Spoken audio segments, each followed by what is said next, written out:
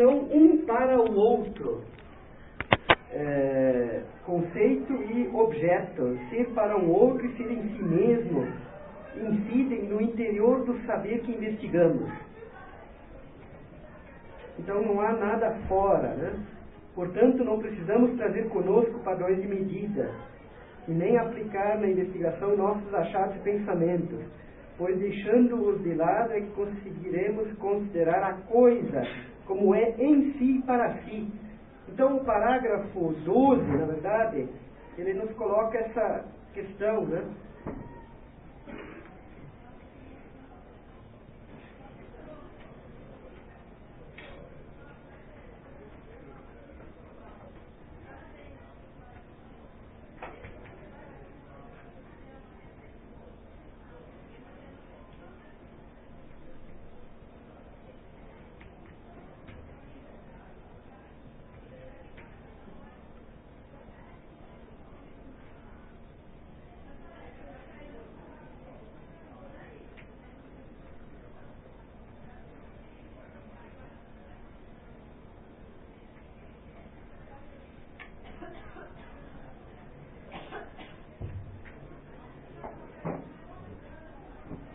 O Hegel, nesse parágrafo 12, já vai se encaminhando para aquilo que irá constituir o saber, né?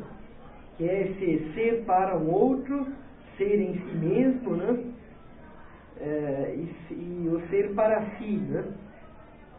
Então, conceito, objeto, são um para o outro no interior da consciência.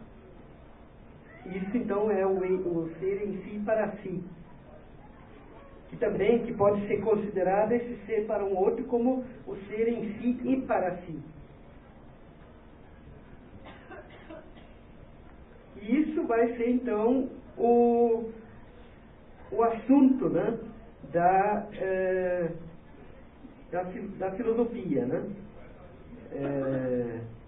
A consciência toda, ela examina, né, ela a si mesma, né? E ela, então, chega a esse ser em si para si, que, na verdade, já a suspende, ou supera, né? Aufhebt, eleva para o ponto seguinte, né? Que será o novo em si da experiência seguinte, né? Por exemplo, a gente pega a certeza sensível, né? Você tem essa tentativa de dizer esse objeto enquanto um puro isto, né? Um puro aqui e agora. Então, a consciência tenta dizer só isso, né? Só esse isto. Não quero dizer nada, não quero dizer que ele é branco, que é um copo. Eu quero dizê-lo enquanto, de uma maneira simples, isto, né? Então, a consciência, ela quer exprimir isso todo. Mas ocorre que o que ocorre é que esse dizer, ele está sempre mediatizado pela consciência. Então, esse isto, há outros istos, né? Outros aqui e agora, né?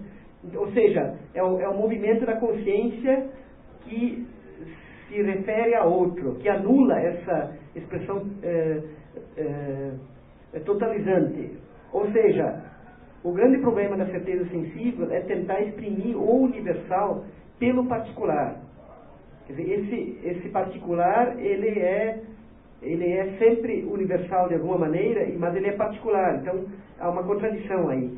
Do outro lado está a consciência. Quer dizer, aí a consciência, ela primeiro tenta explicar isso que está diante dela. Aí ela não consegue, ela se volta a si. Não, então eu vou agora dizer, né? E o que ocorre? Então vai ser isso que está fora que vai negar essa consciência, porque ao lado desse eu que digo, existem outras consciências também, né? Outro eu. Então a relatividade desses aquis é a mesma relatividade desses eus.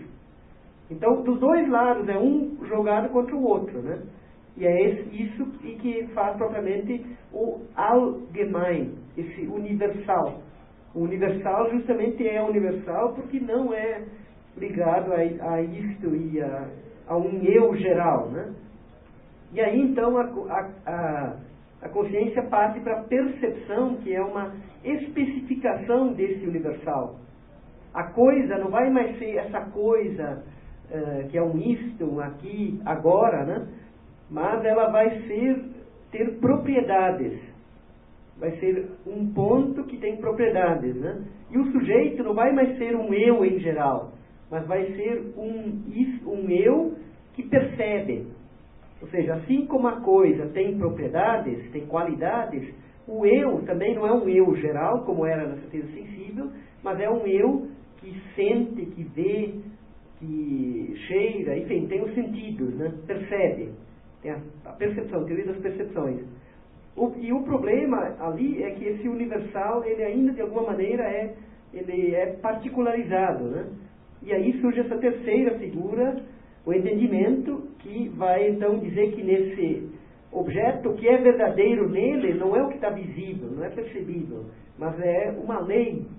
Então vocês vejam como a consciência vai avançando nos dois lados, também no lado do sujeito, não vai mais ser um eu da percepção, mas vai ser um sujeito enquanto suprassensível, enquanto a alma, digamos assim, né? Quer dizer, isso grosso modo, falando desse jogo das três figuras, das três primeiras figuras da fenomenologia do espírito, que vão sempre que é sempre esse oscilar, né, de um campo ao outro, objeto, sujeito, sujeito, objeto, né? Na certeza sensível, por exemplo, na página 75, né, o objeto verdadeiro e a essência. Então, um momento é posto como o essente, o objeto. É a primeira coisa que a certeza sensível faz. Então, ele é o verdadeiro, o outro não é. O outro é o inessencial, né? O eu, um saber que sabe o objeto só porque ele é, saber que pode ser ou não. Então, a consciência vai em busca desse dizer, esse objeto, né? Esse objeto é o isto, o agora, o aqui. Só que aí a dialética se mostra que, na verdade, ele é algo que não se mantém como imediato, mas é mediatizado, no parágrafo 96. Eu vou assim passar meio rápido, vocês mesmo analisem leiam de preferência essa dialética de certeza sensível. E aí, num certo momento, o Hegel fala: nós denominamos um universal, um tal simples que é por meio da negação. Nem isto nem aquilo, não isto, indiferente. Também a ser isto ou aquilo. O universal, portanto, é de fato o verdadeiro da certeza sensível. Só que a certeza sensível, como ela é uma figura, ela não percebe esse universal, é uma gestalt. Ela então vai para o lado do saber e vai então fazer uma outra tentativa, né? Que é essas duas possibilidades colocadas no parágrafo 12, né? Se né? Se partimos do saber, nennen wir das Wissen den Begriff, primeira opção. Se dizemos que o saber é o conceito, nennen wir das Wesen, das Ansicht des Gegenstandes, é a segunda opção, né? Então agora ela vai para a segunda opção. E aí a certeza sensível foi desalojada do objeto, diz o Hegel no parágrafo 100. Sem dúvida, mas nem por isso foi ainda suprassumida, senão apenas recambiada ao eu. Então apenas trocou de lugar.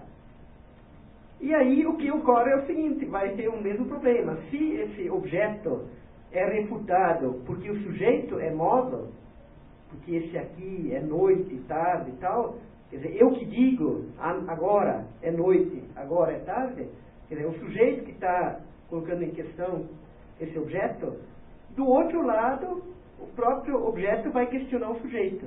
Porque o sujeito, ele vai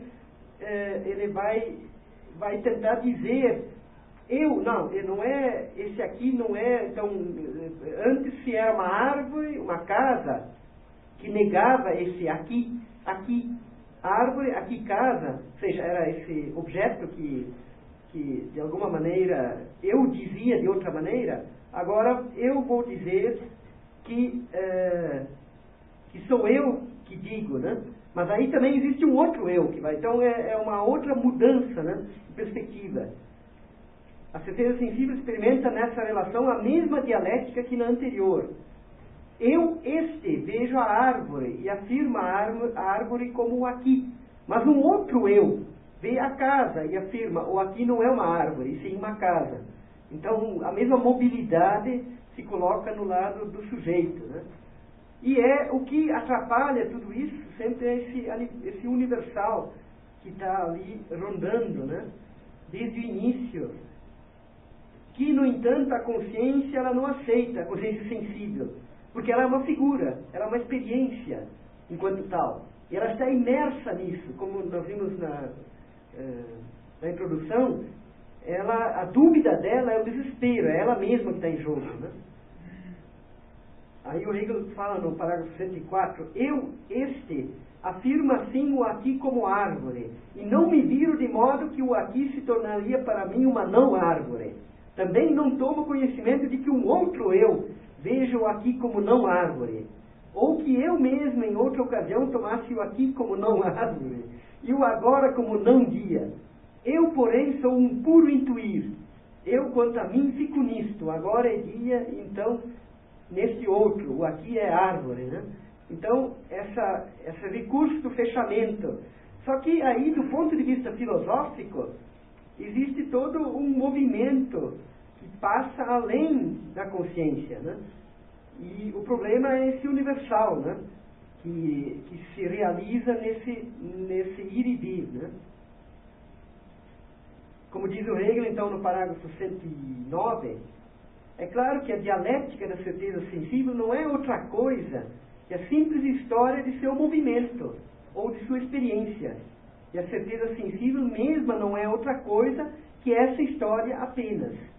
A consciência natural, por este motivo, atinge sempre esse resultado, que nela é o verdadeiro, e disso faz a experiência. Mas torna sempre a esquecê-lo também. E começa de novo o movimento desde o início. Ou seja, é meio uma coisa um pouco psicológica, eu diria assim, não tentando psicologizar o Hegel, mas é meio uma tenacidade, né, de ficar, uma espécie de movimento autista quase, né, da consciência que fica nessa figura, porque é uma figura, né.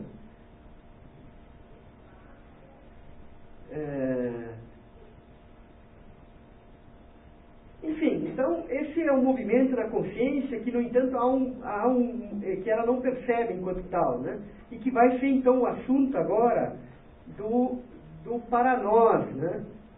Que é então essa experiência filosófica, né? Que então cabe ao filósofo que, como puro observar, né?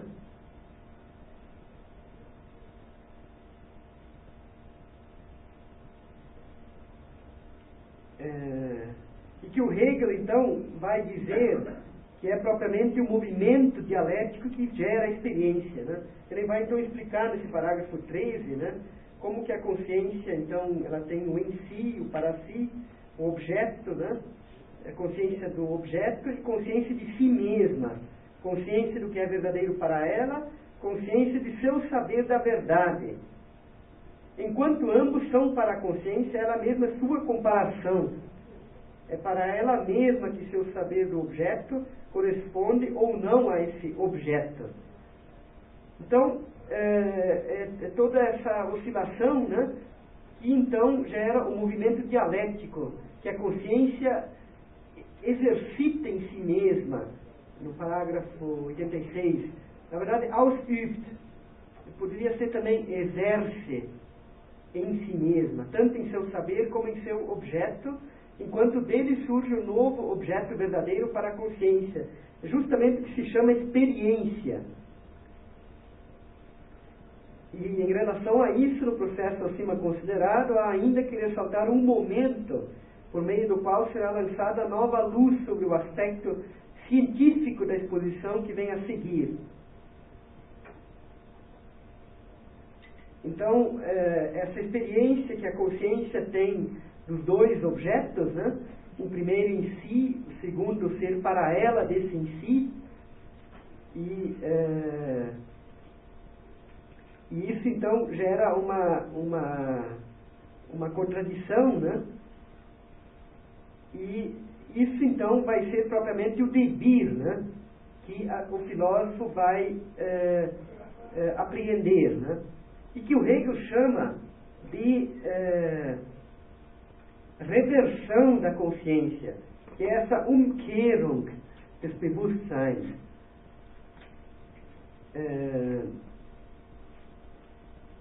Que aparece aqui no parágrafo 15.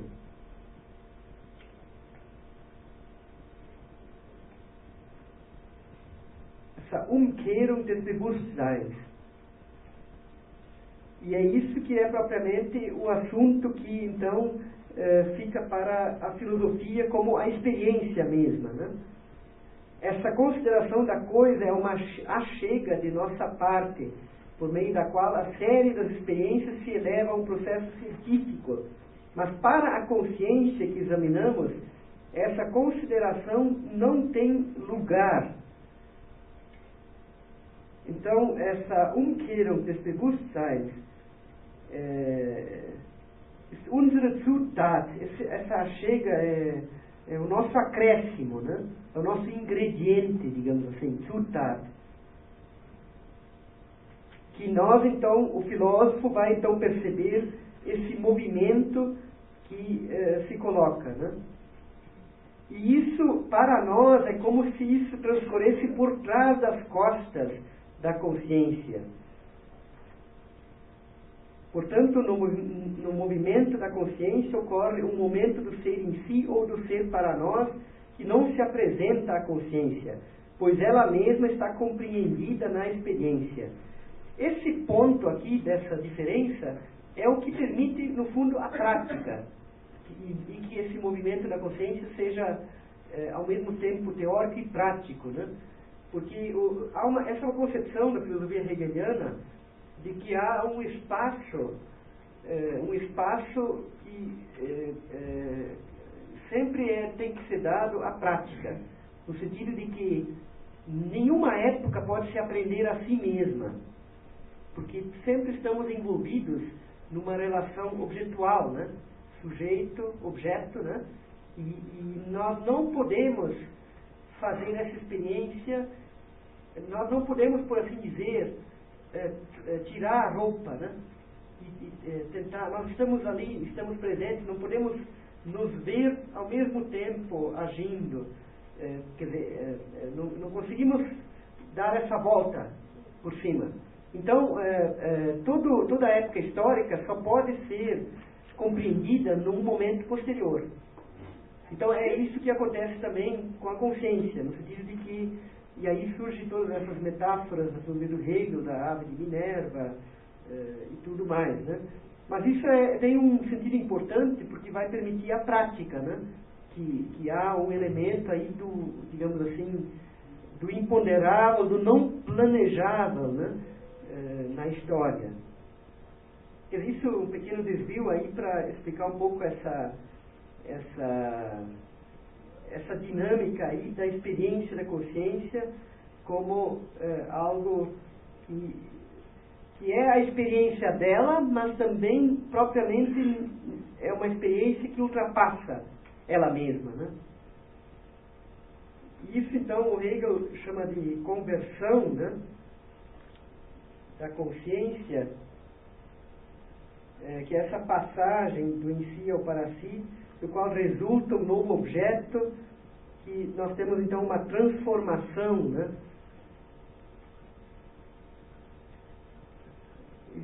Há uma certa ressonância desse termo, uma certa ressonância religiosa, porque existe a expressão Bekehrung, que é conversão, por isso que a palavra conversão talvez não seja muito boa, mas aqui é Umkehrung, né?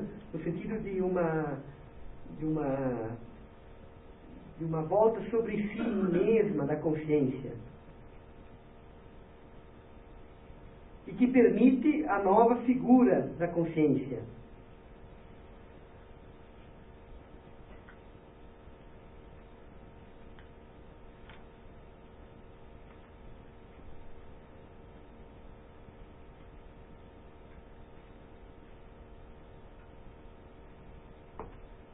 Como Hegel aqui continua nesses últimos parágrafos 16 e 17, que é isso que faz o caminho, né, para a ciência, que é a ciência ele mesmo, e portanto seu segundo conteúdo é a ciência da experiência da consciência.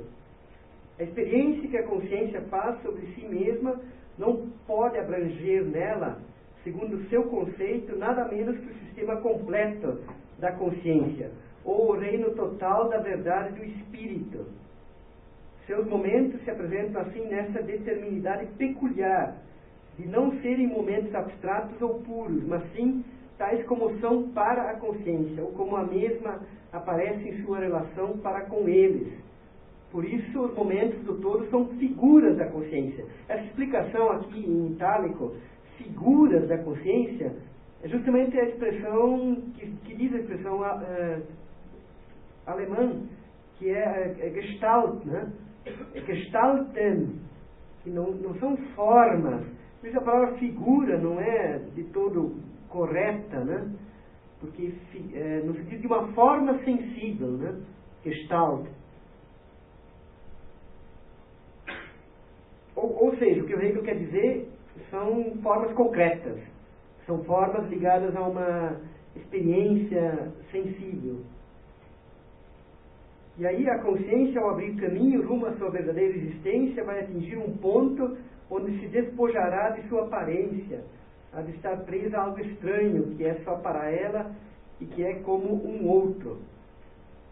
Então, esse último parágrafo é essa coisa polêmica que surge no fim da fenomenologia, quando coincide, né, a certeza do saber e o saber da certeza, né? Então, é a questão que é bem complicada. Alguns dizem que a história, então, aí termina, né? Porque a consciência, finalmente, não teria mais oposições, né? Que é o saber absoluto. Mas é preciso tomar um certo cuidado com essas leituras, né? Porque esse saber absoluto que o Hegel apresenta no fim da fenomenologia do espírito, nada mais é do que todo o processo, né? Que então se coloca, né, para a consciência. E não é justamente um saber substancial. Todo esse absoluto da consciência é uma experiência negativa. Então, ele não é um enriquecimento cultural, ou como que se queira, né? Porque, na verdade, são experiências de negações, né? Então, o absoluto hegeliano, ele, no fundo, é um nada, uma negação determinada, né?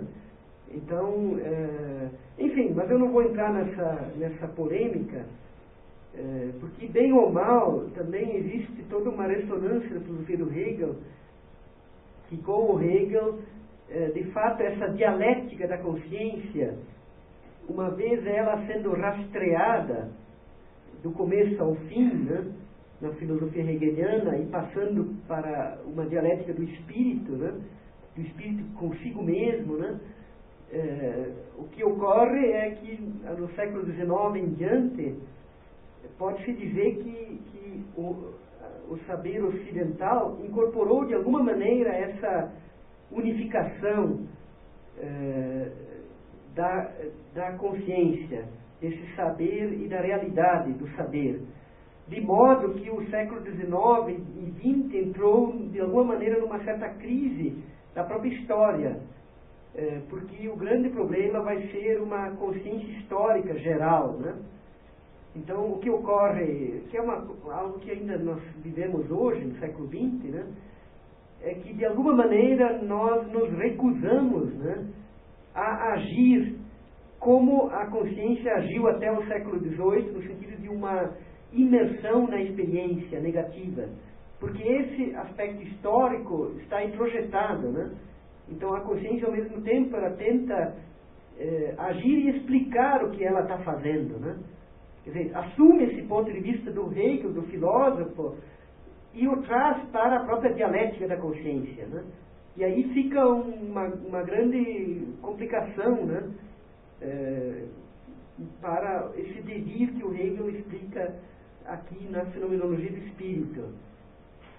Isso talvez, como eu me ocupo mais com a parte estética da filosofia de Hegel, isso se exprime na arte como essa dificuldade, né, que existe na arte do século XIX, de que o artista ele não vai mais configurar, isso principalmente depois do impressionismo, já e abrindo as vanguardas, que o artista o objeto dele não é o que se lhe opõe, mas é todos os objetos possíveis da história que foram um dia objetos da consciência. Ou seja, todo esse movimento que o Hegel aqui está falando, que é propriamente a experiência, que ao longo do percurso histórico a consciência fez em vários objetos, se torna um objeto que não é propriamente objeto para a consciência no século XIX. De modo que o artista, e nesse ponto eu acho interessante o Gadamer, ele tem considerações interessantes sobre isso, para a tese do fim da arte em Hegel, que o artista contemporâneo está, no fundo, referido a dois objetos. Um propriamente objeto, no sentido de que ele é uma consciência, experimenta, né? Uma relação de oposição, e ao mesmo tempo ele também não é mais tão ingênuo, né, de ficar nessa relação objetual, porque ele também não pode mais ser, porque ele tem essa experiência da história. Então ele tem ao mesmo tempo o movimento e prevê um pouco com ele o movimento que ele tem com esse objeto. Entende um pouco o problema que se coloca? Que no caso do Hegel, que fez essa fenomenologia, ele tem em vista um certo movimento da história ocidental, racional, digamos assim, mas que isso entra digamos, em curto-circuito, talvez, né, no século XIX, quando existe ao mesmo tempo essa consciência do movimento e a consciência da oposição. Não só há uma coisa que se opõe, mas de alguma maneira já se há uma certa previsão de oposição de que há esse movimento a partir da história. E aí há um certo bloqueio para a arte, né? Porque o artista ele não, para o público também, porque o público de alguma maneira vai ter que também entrar nesse movimento e não só nessa relação de um objeto à consciência, né? Isso, enfim, teria que se desenvolver com muito a estética do Hegel, de alguma maneira, no capítulo sobre a forma de arte romântica, trata de alguns pontos dessa dificuldade, né? Mas é um pouquinho a dificuldade da consciência depois desse percurso fenomenológico, né? Diante do saber como tal, né?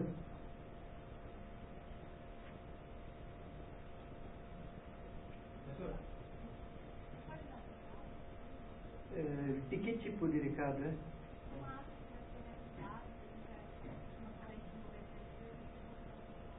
Se for breve, tudo bem.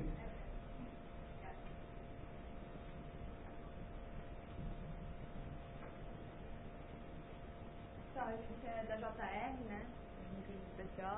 A gente queria convidar todo mundo para participar de um ato independente que vai ser realizado no sábado, né, de 1º de maio. É um ato que vai ter como eixo a luta contra as privatizações, né, que estão sendo realizadas, principalmente a dos Correios, que já está encaminhado, né, para transformar o Correio em sociedade anônima, né. Também a luta contra a repressão ao sem terra, que tem vários casos de assassinato, tortura e tudo mais. E da juventude, que é um problema que a gente tem da autonomia universitária, né, a luta contra a ditadura na universidade, a repressão que existe contra o movimento estudantil. A gente convida todos a participar, vai ter no sábado pela manhã, né, vão ter as intervenções, e depois a gente vai sair em passeata pelo centro de São Paulo, e à tarde vão ter atividades culturais também. Aí eu vou passar uma lista, quem tiver interesse em saber mais detalhes de como vai ser organizado e tudo mais, a gente pode entrar em contato, deixar e-mail, telefone, E aí, daqui a pouco eu pego, se puder deixar no fundo da sala, atrapalha menos. Obrigada. Bom, então, voltando aqui a esse percurso fenomenológico, o que interessa agora é a gente ver um pouco a parte final do prefácio, né? Que é propriamente já a lógica, né? Tanto é que a quarta parte do prefácio, justamente essa quarta parte trata dessa experiência que, digamos, passa por detrás da consciência, além dela, e que é propriamente o devir, todo o devir, digamos assim, das figuras, né? Então o Hegel já vai dizendo logo, por conseguinte, o que importa no estudo da ciência é assumir o esforço tenso do conceito. Agora que vai entrar o conceito em jogo, né? É essa apreensão, né, do devir, né? E aí ele vai, primeiramente, ele vai aqui se dedicar em grande medida ao pensamento raciocinante, ao procedimento formal, ao formalismo na filosofia, né? Examina a questão da verdade, tem toda uma parte aqui sobre o saber matemático, né? Que aliás já vem do anterior, né? E o que importa aqui é essa questão da proposição especulativa, que surge no parágrafo 61, né? Que é o fato, por que essa proposição especulativa em Satz, ou enunciado especulativo, que é justamente o que interessa, isso é a especulação, esse espelhamento, né, que se dá na verdade. Porque se a verdade da consciência é esse devir, essa negação que ela opera, esse movimento, não é o que é para ela, esse momento objetual, esse momento propriamente subjetivo, não é isso que fica da história, mas é o movimento, é essa verdade que se articula na forma da proposição especulativa, né? Que é algo que se coloca entre esses dois momentos, né? Que é propriamente o universal, né? O universal que vai aí se constituindo. E esse modo especulativo ele se opõe ao modo raciocinante, porque o modo raciocinante ele fixa determinações, né? E é preciso, em filosofia, essa é uma questão bem difícil no Hegel, sair da relação costumeira entre sujeito e predicado, no sentido de que o predicado diz o sujeito, que o sujeito também é móvel, né? E aí é preciso então perceber esse movimento dialético da proposição mesma, né? E ir além dessa fixidez, né?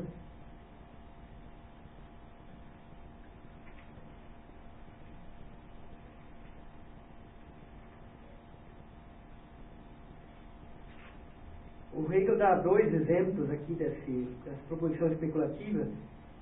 Um exemplo da gramática ou da literatura, né? É semelhante ao que ocorre no ritmo entre o metro e o acento. O ritmo resulta do balanceamento dos dois e de sua unificação. Então, essa coisa do meio que percorre, né? Depois ele usa esse exemplo de Deus é o ser. Essa afirmação, Deus é o ser, ela talvez na última aula, como eu já anunciei na primeira aula, talvez eu trate dessas provas da existência de Deus num texto do Hegel, em que justamente o grande problema é você considerar Deus como uma substância, e não Deus como um processo, né? Deus como um percurso, um movimento, Deus como espírito, no fundo, né? E aqui o Hegel também considera que não é um predicado, né? Simplesmente colocado, né? Mas há um movimento do sujeito, né? que é esse movimento dialético da proposição mesma que ele afirma no 65. E o problema básico do raciocinar, modo raciocinante, é que ele pressupõe falsamente uma segurança da intelecção, parte de um eu vazio e vaidoso, desconhecendo a natureza especulativa do sujeito, de que o sujeito é o próprio si do objeto, e que, portanto, não é inerte, mas móvel. O que é esse raciocinar aí? Também, se vocês tiverem interesse, leiam toda essa crítica matemática que se dá na parte 3, ao formalismo, né?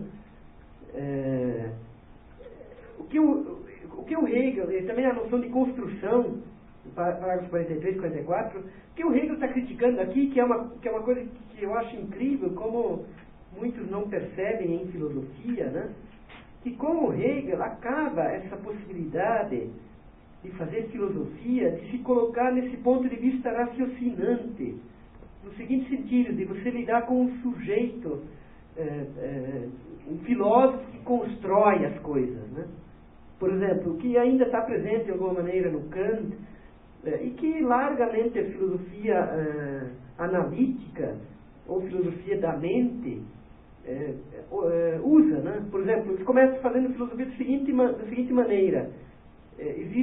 Eu vou então agora, vamos pegar um exemplo. Eu digo que é isso. Não, mas isso então não é isso. Então eu ligo isso com isso. Ora, quando se faz filosofia assim, o que se pressupõe? Que é um sujeito fixo. Eu que digo. Eu sou filósofo que opero, digo as coisas, né? Opero os exemplos, né? Então, isso é altamente questionável fazer filosofia dessa maneira. No sentido de um sujeito que organiza o discurso, né? Fixo, um sujeito fixo por trás do saber. Ora, com o Hegel, você tem que operar esse sujeito já imerso numa substancialidade. Então, você não pode se colocar num ponto de vista do expor a filosofia.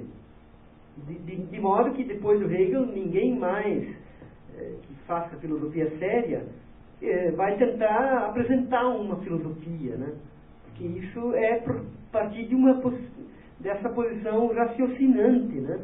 Que estabelece já previamente, raciocina sobre o mundo, né? Quer dizer, isso não vai mais ser filosofia. Os grandes filósofos, eles não vão mais operar dessa maneira, né?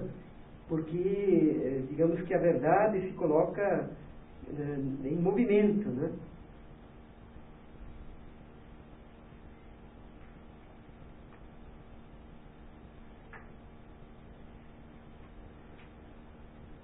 E o que interessa é o que o Hegel vai chamar de conhecimento exterior. No parágrafo 66. Ele, inclusive, aproxima esse raciocinar a uma demonstração ordinária. Os fundamentos que utiliza precisam, por sua vez, de uma fundamentação, e assim por diante até o infinito. Essa forma de fundar e de condicionar pertence àquele demonstrar que é diferente do movimento dialético. Portanto, pertence ao conhecer exterior. No que toca ao movimento dialético, seu elemento é o conceito puro, e por isso tem um conteúdo que em si mesmo é absolutamente sujeito. Assim, nenhum conteúdo ocorre que se comporte ao modo de um sujeito posto como fundamento, e ao qual advém a sua significação como um predicado. Veja, isso tem, para talvez usar o exemplo, já que o Hegel usou um exemplo aqui, também de alguma maneira literário ou poético, esse ritmo entre o metro e o acento, o que se coloca depois do Hegel é algo que na literatura se exprime como sendo a crise do narrador, quer dizer, ou a crise do sujeito, de modo geral, na filosofia contemporânea.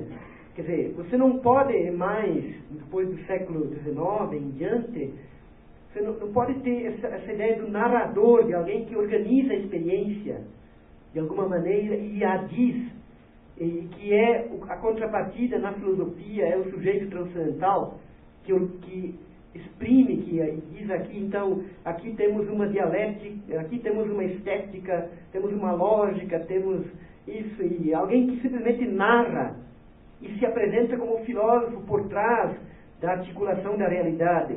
Quer dizer, esse é o problema desse raciocinar e assim por diante, né? Então, é isso que de alguma maneira o Hegel está criticando e reivindicando essa proposição especulativa, que é essa proposição do movimento imanente. Aliás, essa é uma expressão boa, de uma filosofia, digamos, da imanência, né, que se coloca aqui para o Hegel, né? E aí sempre o Hegel, em todo esse prefácio, é muito polêmico, né? Ele sempre volta a essa coisa do repouso fixo do sujeito, a essas verdades feitas, né? Que ele então considera que é uma presunção e que isso é evitar o trabalho do conceito e tudo mais, a exposição e assim por diante, né? No parágrafo 67, constitui um obstáculo ao estudo da filosofia tão grande quanto a atitude raciocinante, a presunção que não raciocina das verdades feitas. Seu possuidor não acha preciso retornar sobre elas, mas as coloca no fundamento e acredita que não só pode exprimi-las, mas também julgar e condenar por meio delas. Ou seja, essa coisa da filosofia, em grande medida analítica ou, enfim, que já antes de apresentar a exposição, já existe a verdade. Já se tem presente a verdade. Então, no fundo, não há exposição que gera a verdade. Mas a verdade, de alguma maneira, já está previamente como algo feito, né? E que trata-se de demonstrar isso a partir de um raciocínio encadeado e tudo mais, né? E tanto faz se isso é socializado. É o mesmo sujeito fixo que se torna social, se torna o sujeito de muitos, né? Aliás, esse é um grande problema quando se coloca,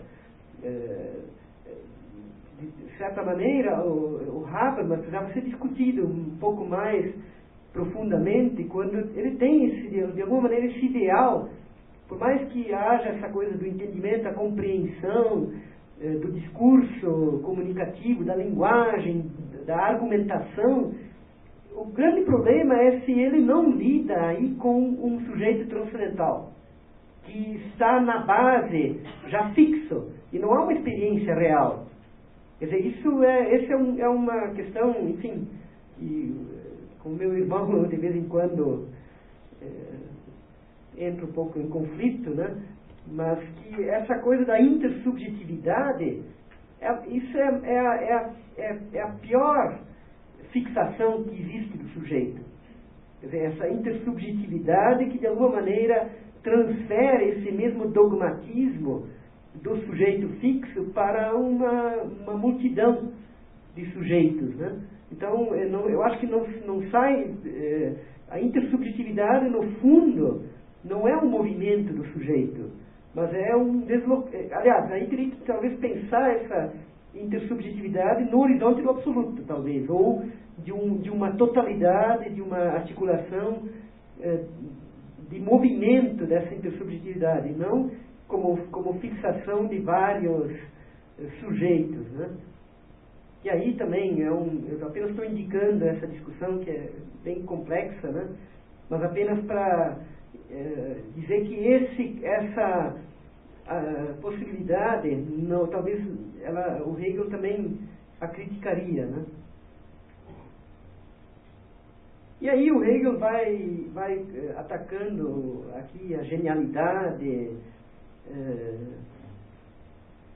e toda essa tentativa da revelação imediata e o bom senso comum, e assim vai se constituindo essa sequência do prefácio, né?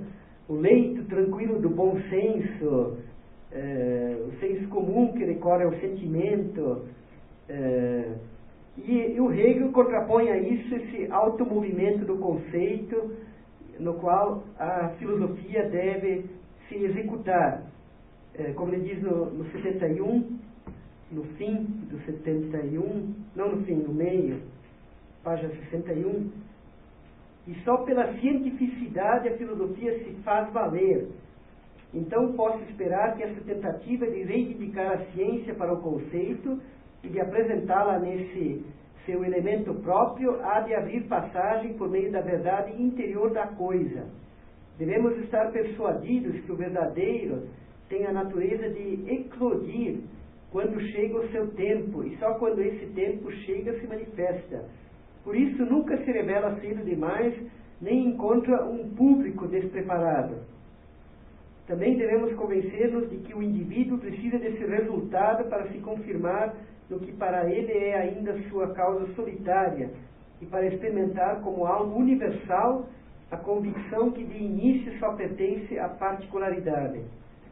E aí, esse prefácio termina, como eu já li esse último parágrafo, de alguma maneira limitando um pouco essa pretensão da individualidade a favor da cientificidade do saber.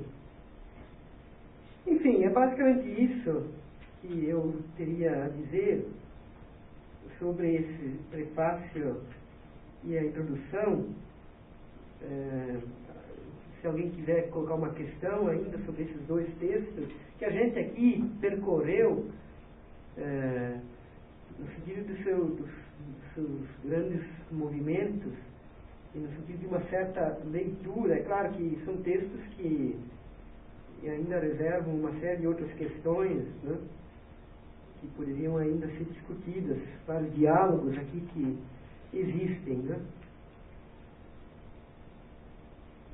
Essa questão do enunciado especulativo, o Hegel, na ciência da lógica, vai retomar essa expressão, o especulativo exato. Mas é isso que oferece uma grande dificuldade na leitura da fenomenologia e de toda a filosofia do Hegel em geral, no sentido de que não há a filosofia não opera pela estrutura comum do enunciado, da proposição, sujeito, objeto, sujeito, predicado, mas há sempre um meio aí em jogo, que é esse universal que está entre os dois, né?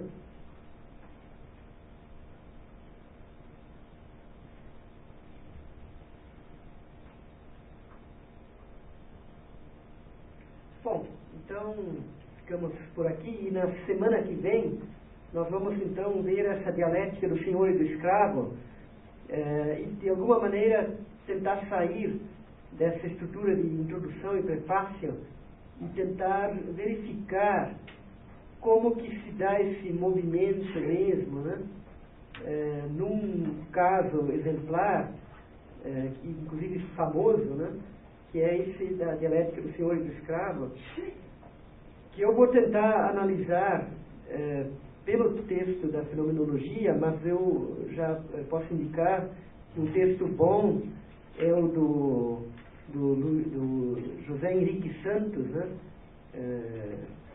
Que saiu pela Loyola, Trabalho e Riqueza na Fenomenologia do Espírito, de Hegel, e é basicamente um livro sobre essa dialética do senhor e do escravo, né? Há inúmeros comentários, há o comentário do Marcuse, do Kochev, que aí entra a angústia no meio, né? Que é já uma passagem para o existencialismo, né? Então, enfim, há inúmeras análises. É um texto que foi já muito comentado, né? E de alguma maneira o próprio Marx tem aí uma certa ressonância, né? Eu vou tentar no fim da aula talvez referir brevemente essa importância para o marxismo dessa dialética do senhor e do escravo, né? Então esse é o assunto da próxima aula. Eu não tenho certeza se eu deixei no xerox o texto, eu acho que não, mas aí eu acho que a essa altura caberia vocês também procurarem por si só, né? Tirar cópia desse trecho, e eu acho que faz parte, né? Também da atividade universitária, né? Bom, então, bom, eu não sei, é fácil, é só ir no quarto capítulo, né? A verdade da certeza de si mesmo, consciência de si, a 119 até na verdade é só o item A, né? Até a 134. São no fundo 15 páginas aí. Faz, né? Bom, é isso.